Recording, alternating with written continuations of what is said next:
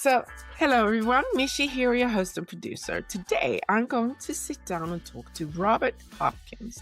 He's the founder of Strive Coaching, and he blends business coaching, emotional intelligence, leadership development, and intentional awareness to help people and organizations grow with more clarity and alignment. He's also the author behind the Alchemist Lighthouse, where he explores growth, resilience, mindfulness, and the inner work that shapes how we lead. Robert, welcome to the show. Good morning. Thank you so very much. Again, love your energy. It's good morning. So put a pin in the map for us. Where do you live? And also, I'm eager to know how you would describe yourselves using 3 words. Oh, well, I love that. So I'm going to say insightful, nurturing, and charismatic. I am here in, also it's a town called Park City, but I live in a town called Heber City, Utah. So I'm up here in Heber City, Utah, about 15 minutes away from Park City. That's pretty much more the destination people are most know of because it's the best skiing in the world. Not last year, though, but hey, normally we have the best snow in the world. And I live in Sweden, and up north, I live down south, but up north, I think we would have people argue that they have the best snow. I know. We'll see, but I love skiing, by the way. So yeah, I love the mountains. Insightful, nurturing, and charismatic. Is there a story behind those words? Something from way back when? I think it's more my own personal intuitional development for my own personal growth stories. So the insightful comes from more of my attunement between human to human, the empathic mechanisms that I have, being able to read and share and connect with human beings through an energy alignment. So nurturing comes really that comes from more me and learning to love and embrace my own inner child and allowing my inner child to be nurtured, as well as then I can then allow my light to nurture others through their journeys. And that is just for me. And charismatic, I'm just a bubbly, I'm very just that guy. I'm just that might, and for people to know, people are like, okay, Robert Hopkins, if you would come to Salt Lake or Utah and you talk to my clients, you're like Robert Hopkins, this guy, they'd be like, who's that? Because my nickname is Hop, H-O-P. So all my clients know me as Hop. And it's just it's a generalization of, surname or nickname that I use as I don't know. It's just one of those things. I'm just, that guy. Hey, and the bubbly energy that I see in front of me. Yeah. Hopping. And I just, hopping around. But it comes from my life stories of way back in the day when I was an athlete and coaches would always just call you by your last name, Hopkins. But that got, of course, shortened down to Hop. And I've been using that since, I don't want to age myself, but since I was 16. Crazy enough. Yeah. There you go. Is there a childhood or early life experience that you, looking at it here today with me, that memory or that situation or that person impacted me in such a way that it's actually part of who I show up today? I'm going to remove the person from that mechanism, and I'm going to replace that with my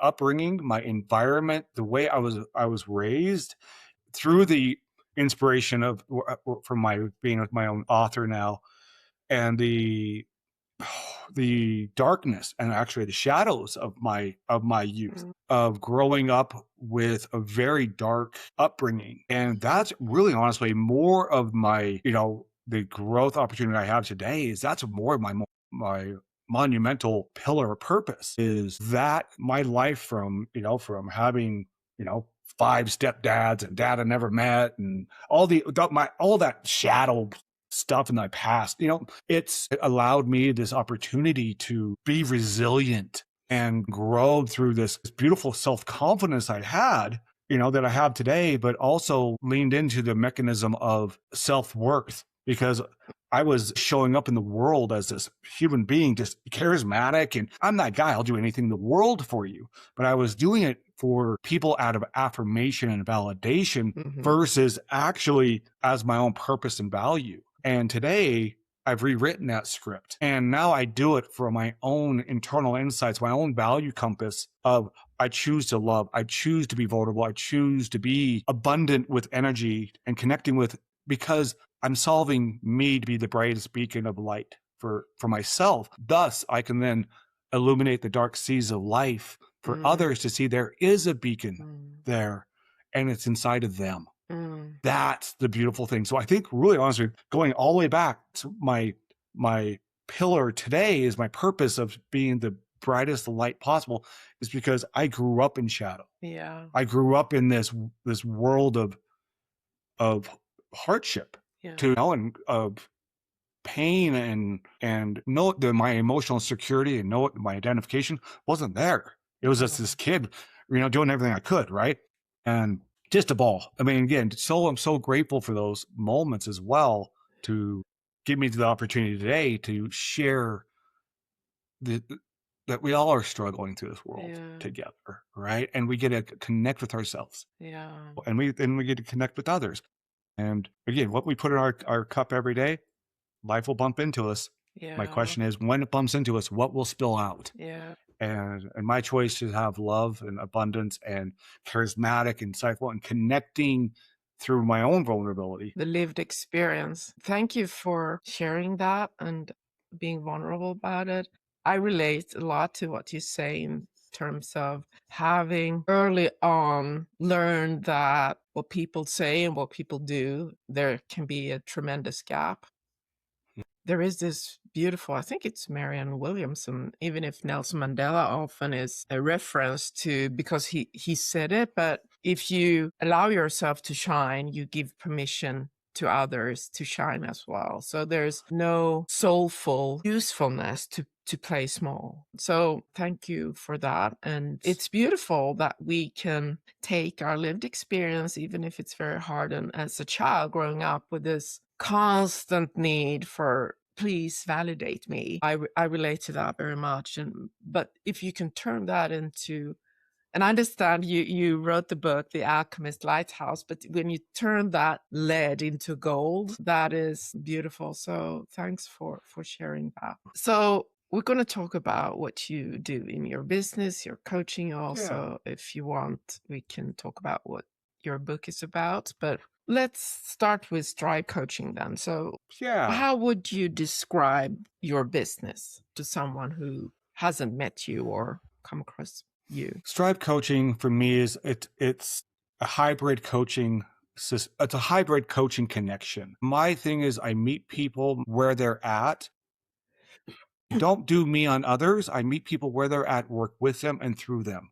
And Strive, my company, how I work with individuals, it's about them. So what they're needing in their business, because every business is starting in a different place. Yeah. It's from a ground up. If they've been a 10-year, $10 million guy to, 500,000 of restructuring, to, human capital challenges, it's really getting to know where they're at and understanding how I can allow myself to give clarity, strategy, and really truly the action plan to help them. And again, going internal.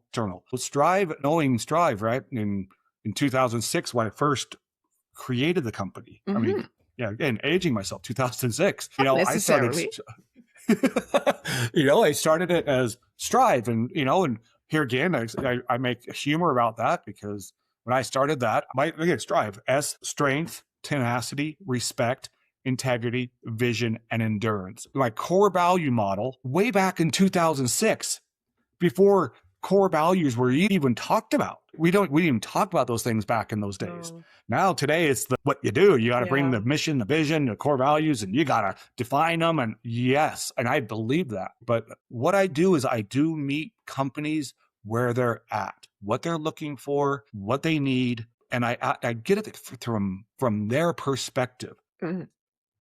I'll ask them the questions. I come from a 30,000, coaching box. I see it, and then I connect with them, and we go. And from that point, I am not the box coach. I'm not the box. I'm not the guy who says, you got to play this is my process and you got to do my process. No, I'm the guy who says, I see your company and what you're going through is completely unique from what that other guy's going through. You guys may be going through the same financial struggles, but it's happening in a different way in your mind. Yeah. Yeah. And so I bring a lot of structure and a lot of experience to the game, but but truly how I get there, I work with my client in that mechanism. And I think that's where I find my biggest success is working that mechanism. And what I love most, honestly, is that success to see, the trials and tribulations of my clients going through. And I love it because with that whole outcome, right, we think, it's a financial outcome. Oh, I got human capital, retentions. I got all these things. And I'm like, and those are amazing. But biggest thing is my clients come to me, they're like, oh, they're a $10 million company and they're doing amazing, but they're unhappy. Yeah. Right? Because they're hitting these milestones and they're hitting these benchmarks and they're making the money but they're here. They're like, And I'm like, that's where Strive lands in the foundation, is that connection to say, and helping people understand that business is inside out. And this life and business is about relationships, internal and external. So you're a business coach, right? You help business owners and entrepreneurs would it be fair to me to say that you help them evolve their inner identity to align more with the business that they do, or vice versa? Where's their usual stuck point when they reach out to you? And also, how do they find you? Who's your tribe, so to say? Love that. The biggest area I find that is purpose for the clients is purpose, and we talk about this all the time. Oh, you got to adjust yourselves. You got to adjust yourselves. You got to adjust. And I hear it all the time. And I'm like, yes. And my question though to everyone is, what are your cells mounted on? They're mounted on a mast. And if you don't have the mast, your cells cannot be adjusted. So your mast is your purpose. Creating your purpose statement, creating where you're choosing to go. Because when businesses are going to shift you everywhere. It's going to take you up and down, and it's going to go all around you. It's going to be dark and light, and you're going to have storms and sunshine. But if you keep your purpose, you will always find meaningfulness in your business, and you will connect with your client base with whatever you do. So I think that's the biggest area that I find for the clients I work with is helping them identify what their purpose is, and then developing through that. And my tribe are individuals I am very heavy referral in regards to that. And with that, people, they find me through relationships, through success, through this unique, they're like, this guy shows up in a much different way. And I really love it. And that's where my tribe, I'm in sectors of building, financial, construction, support, nutraceutical manufacturings. I've got 7 different business models that I'm, of course, real estate, in areas. And I got a video producer as one of my clients, so, it's, so I don't, again, it's more very diverse. Yes. At the same time, they have that commonality that they're not connecting with the purpose, especially, you're very seasoned in terms of that you have many years as an entrepreneur. And you just said it goes up and down, and you change and you grow on an individual level, your personal life change, and then your business kind of change with that, etc. Right? Yeah. So it I morphs. totally It understand. morphs. Yeah. So you talk about a lot about awareness, which I love. Awareness, that is a must, and purpose. So in your own business then, where does your own business feel most aligned? And where does it, if it is, feel a little stretched at the moment? The most alignment is the connection and the awareness with my own purpose of being the brightest light, and being that light with my clients and helping them through that. That's my biggest alignment. I have found my purpose personally. That's my personal compass is I find so much enjoyment in that. Honestly, my biggest struggle, my opportunity for a solution and more harmony and flow for me, honestly, is my diversity. I do have such a diverse clientele that I've to run that kind of many models of business at one time. It is quite mentally arduous. And then with that, my own personal energy cycle, when you're connecting with people, there are days when, working on my own personal self-coaching, self-regulation, self-management mechanisms I have, like, what I call top of the batteries or crossing the thresholds or first things first, my own personal, tools that I use in my own personal life, I use them on me daily because I'm having to recharge and reconnect with me because of the energy that I'm producing out. And that is it can be quite exhausting at times. So and allowing myself my own humility and grace to recognize that I am also just a human.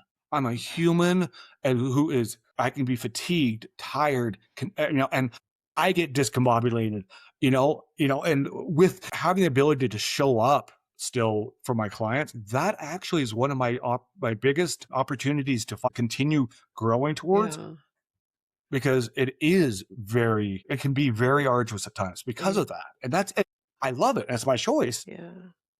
It doesn't remove the reality of, wow, that was a big day. Yeah. And when you're dealing with human beings of such a diverse, we are such beautiful, beautiful miracles as humans. The way we all see this world is so, so contradictory. I mean, we can be in the same room and I'm seeing this and you're like, oh no, I see that. I'm like, yeah. And so navigating those seas and disconnecting, because I choose to connect with those clients. So that's really honestly my biggest disconnect is the connect, is continuing to be connected. But I want to share what I hear, if that's okay. Because you're a business coach, you're very focused, you're also experienced, and you all full of heart and soul. That's how I perceive you. You have written this book, The Alchemist Lighthouse. So is this part of a growth edge for you in your business that you bring in that? Can you tell us a little bit of the reason and your why for writing this book, and when did you do that? Thank you. Yes, it is part of my growth niche. And for me, in my own, hence why I utilize the Phoenix in my brand today, is being reborn from my own ashes.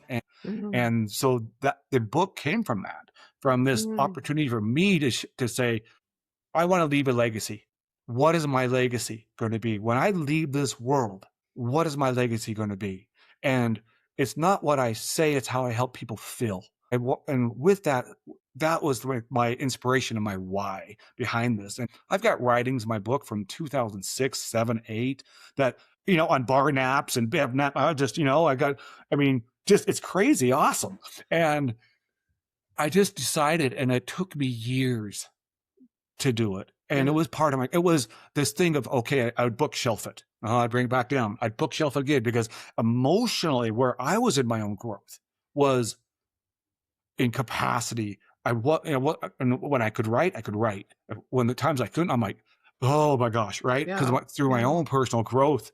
And the funny part is the biggest challenge of my book was I would write something. For instance, I wrote this 3 years ago. Then I'm going back and I'm like, I got to rewrite that, because through my own growth, I'm learned that, for instance, I call it the bigger the wave, the better the surfer, right? The bigger the wave, the better the surfer. You're a badass surfer, ride your wave, right? You've got this. Very motivational. And I was doing that for years. But then all of a sudden I realized one day, it's like epiphany moment through my own growth. Hold on.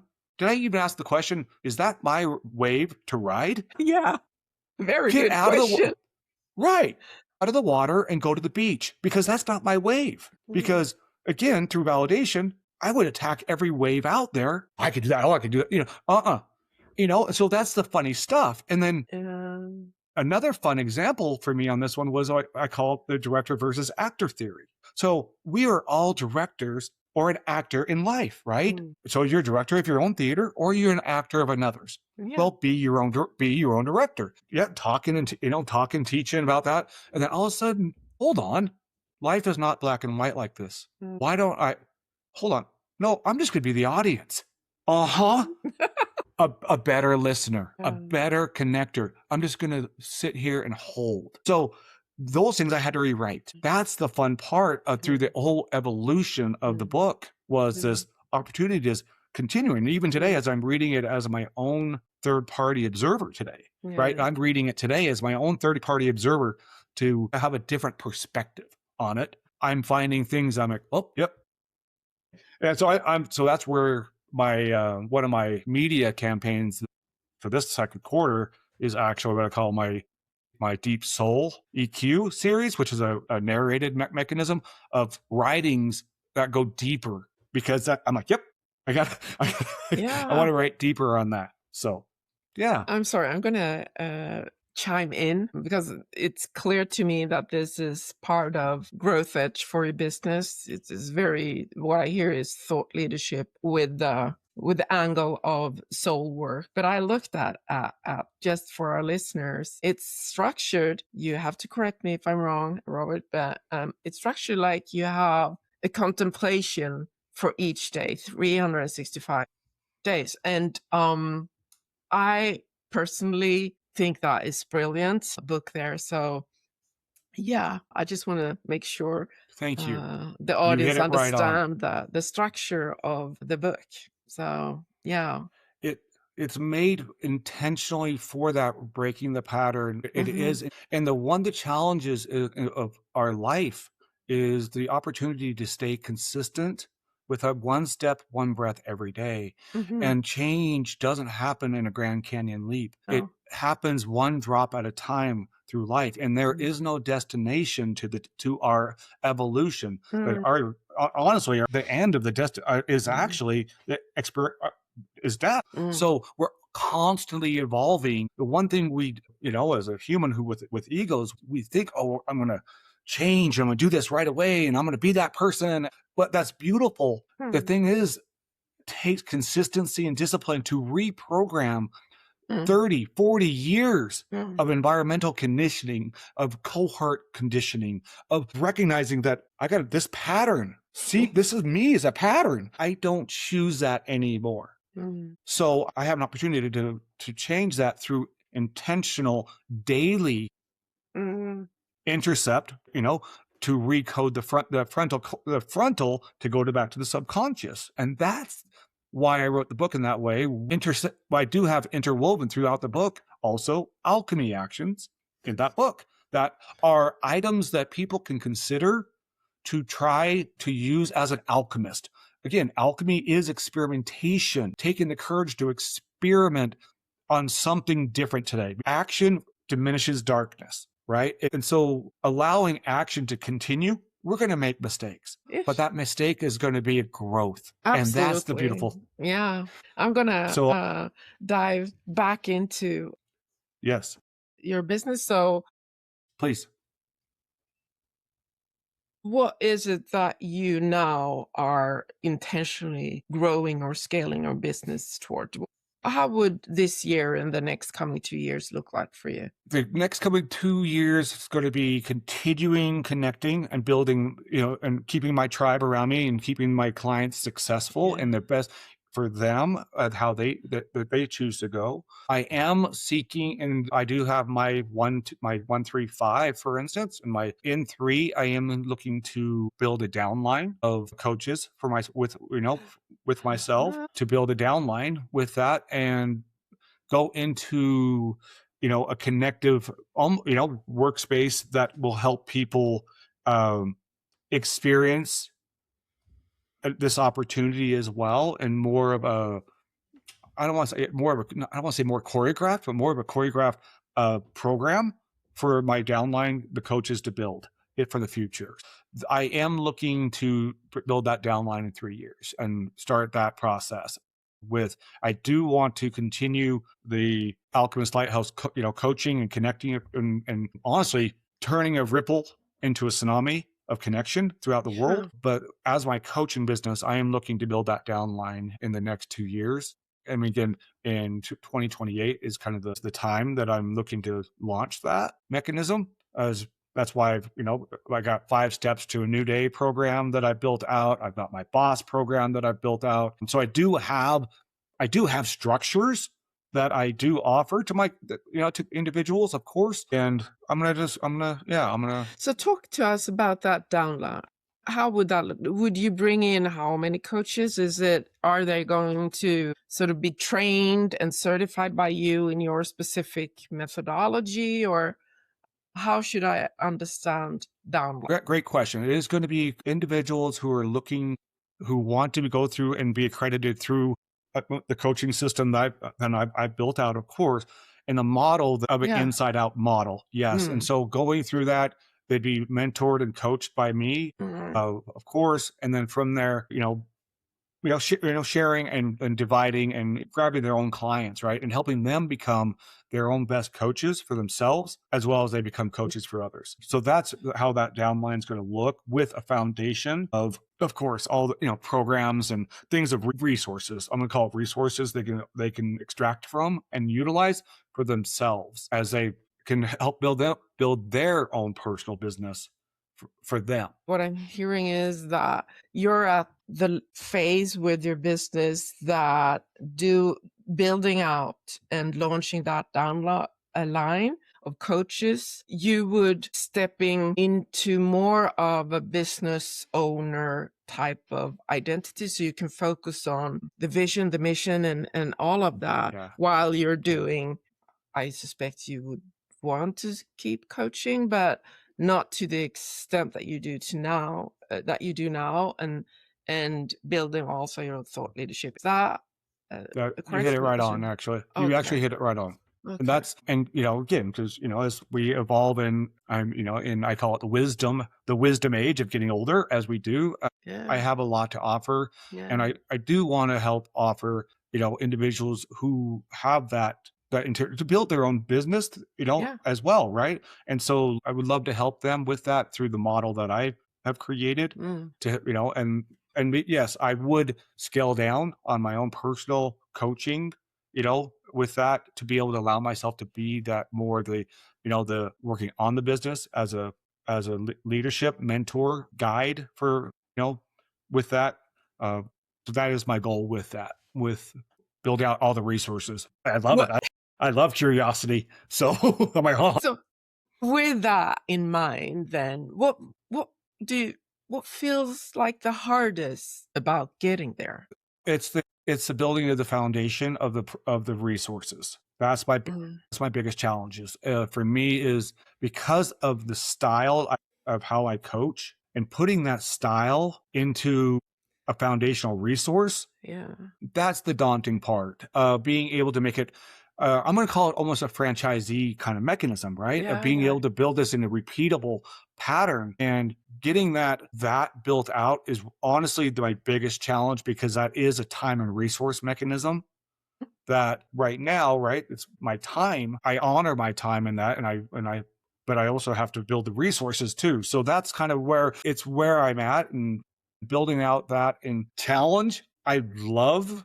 Well, I'm very, very, very good at the digital and the digital media and building out all that stuff. I'm very good at it. I just don't like it. So it's not my unique. It's not. I mean, I built out a full stack social media company 8 years ago, right? Oh, not my don't like it. Websites and building up. I know how to help. Yes, I'm very, very experienced in it, but it's just not my unique. It doesn't. And I'm like, so that is my biggest opportunity there to solve and find, in getting a affiliate, a partner who is that sizzle for them to help me build that out, because that's where I can build out content until I'm blue in the face. I'm great. I'm writing and the back end of building out the resources for this is my biggest challenge, honestly. Luckily, there are people out there who love those certain things. I relate so much to you. I'm if I were to describe myself to anyone, is like, yeah, you know, when you talk on the phone or with someone, you're doodling. That's me. I'm kind of all. So the linear stuff is just, I know I see patterns quickly. I know what I want, but execute them sometimes is just, yeah, no, I'm good at Yeah. delegating in that sense, but I'm I that totally 1080, understand. the 10-80-10 guy, right? Yeah. Let's go 10. I'm here with you. I go again. I know it. I can help you, and I get you help guide. But you do that 80, and I'll do that, and I'll help you with it. Yeah. Because it's not my sizzle. No, It's just not, and I get into that, and I get into it because I help clients today with website build outs and all that stuff, and I'll help them through my own affiliations and partnerships. Oh, it's but not my that's sizzle. also, I think, for entrepreneurs, and especially when you've been at it for quite some time, you start out, as all of us entrepreneurs do, wearing all these hats, and as you go along, you learn stuff. You learn stuff about yourself. You learn about what it takes to actually build a sustainable business, and not just a side hustle or hobby, but something that you yourself as a person can rely on. And then you sort of, I can do this stuff, but it doesn't light me up. And then you sort of also need to find where and when should I get people in, where if I need a VA or a partner that you can sort of bounce ideas off. So it's all these kind of incremental investments that you have to do as an entrepreneur along your journey until you stop being an entrepreneur, I guess. But where has been for you then the best investment in terms of becoming, living, being an entrepreneur? Is it coaching program? Is it mastermind? Is it mentor, peers, community? Where would you say fits in for you? Tours, of course, self-accredited authors. I utilize their experience through my own personal. I'm a voracious reader. I'm a voracious learner. Curiosity. Again, I'm the guy as well. I love curiosity to the point where I actually was a detriment to me. I just such a huge curiosity about it. I'm like, oh yeah. So that's honestly one of my biggest opportunities to learn, and I continue to learn through that mechanism. So I'm constantly learning in what again, and from Eckhart Tolle's to Brene Brown's to, of course, Tony Robbins and, Darren Hardy's. And again, I'm that guy, John Maxwell's. And, again, I'm that Ryan Holiday, for instance. Again, the format of my book came from the Daily Stoic. Yeah. I love the Daily Stoic. I love Stoicism. So, right. So those are great things. So I think those are the opportunities that I've, for my own personal, groups, and my best investment of my own time is that investment of continual learning and being open to learning every day in what I choose to learn and put my energy into. That's really where I'm very intentional with my energy, where I spend it. And that's because, again, time is our most valuable asset, right? And energy is our most valuable currency so honor both of those and be intentional. And being an entrepreneur, you said it earlier, I would love it, is entrepreneurs, all these hats that we do. And one of the biggest challenges in business is to recognize humility and grace. And when we are learning and growing and bringing on VAs or, a partner, we're looking for somebody. The biggest failure I see, the biggest challenge I see my clients do is when they bring on somebody, right? Yeah. An employee, or they're bringing on somebody that they really like and they identify with.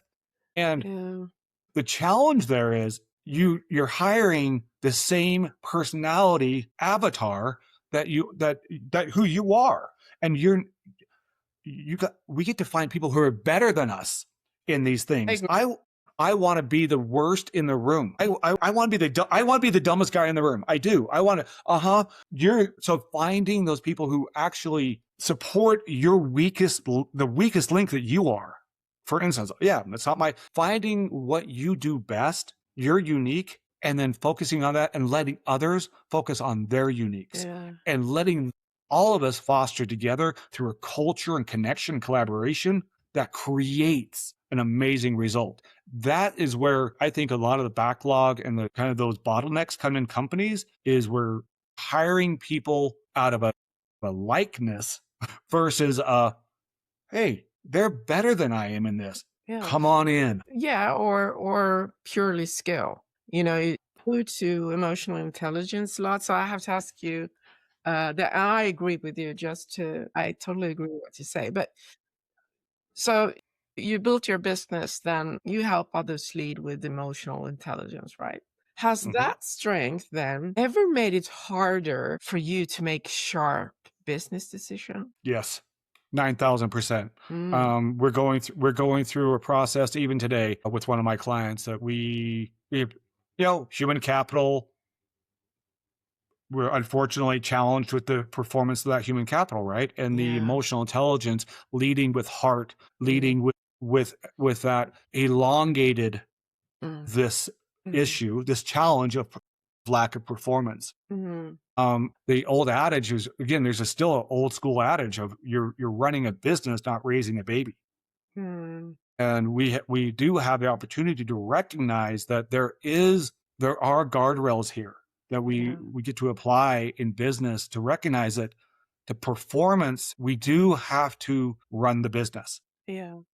So I'm running into that today because my principal is amazing, heartfelt, love him with my gosh, he's a great, but he actually apologized to me yesterday. He's like, Hop, you can hold this on me, man, because this has gone way too long. Yeah. And for there, I don't know. That's where it's the challenge of emotional intelligence versus running that business, because I would rather be human first, people first, heart first, and give a little bit more leash down, throughout the Yeah. versus the other side of just that performance ridden. I don't want to typify it and label it like the corporate mechanism, but there is a thing of, I don't want people feeling just like they're a number, right? Oh, Mm, you don't, but being culturally sensitive, empathic, high empathy mechanism, and big in culture. And because recognizing that, did we actually lead well yeah. is a question. Yeah. Did I do everything I could to help that person be successful is the first question I feel a leader should ask. Yeah. Because if you look at it, times you'll find out, yeah, Yeah. so let me support better. So I think there are some opportunities here. Emotional awareness is such a beautiful thing in businesses, to be able to have that, to be able to have the opportunity to recognize that it's not what happens, it's how you Uh, respond. yeah. And we're all going to make mistakes. Yeah. And your human beings that are working with you, inspire them, let Yeah. them get emotional buy-in through, right? So Yeah.